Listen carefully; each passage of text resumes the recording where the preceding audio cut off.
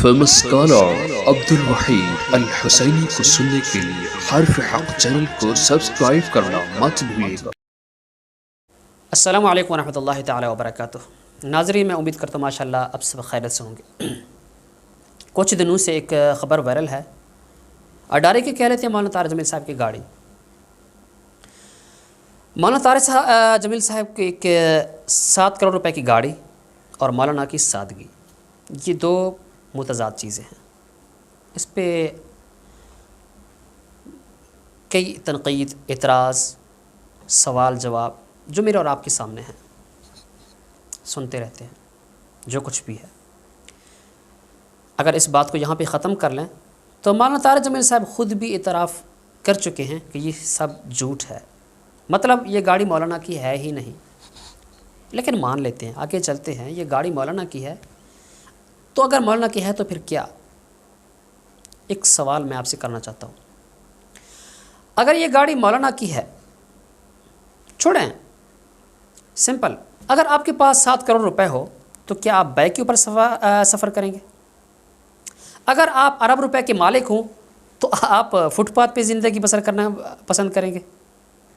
या आप समझते हैं मौलवी है ही इसी चीज़ का नाम, जो हाथ फैलाए कुछ तावन कर लीजिए।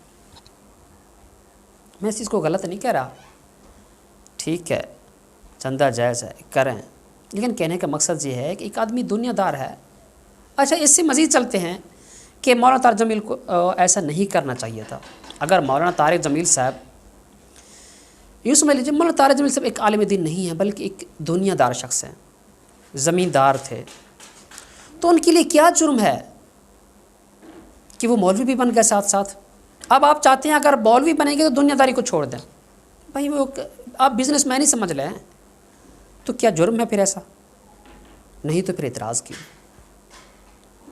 भाई ये सवाल इखलास नहीं, इस्लाह नहीं, यकीनन ये मुनाफ़िक़ाना है जो मेरे और आपके सामने दीन इस्लाम को बदनाम करने की आखिरी और ख़तरनाक साजिश है। मौलाना तारिक जमील, मैं इस हैसियत से नहीं कि मौलाना तारिक जमील साहब के देवबंदी आलिम दीन है, नहीं, चाहे बरेलवी हो, अहले हदीस हो, कोई भी मकतबा फ़िक्र के आलिम दीन हो, आलिम दीन सब मेरे और आपके लिए हुज्जत है, तो उनके लिए सब कुछ जायज़ है अगर वो साहिब हैसियत हैं। नहीं है तो ज़ाहिरी बात है करेंगे भी नहीं। अल्लाह मुझे और आपको सही मानों में उलमा का कदर करना सिखाए। आमीन।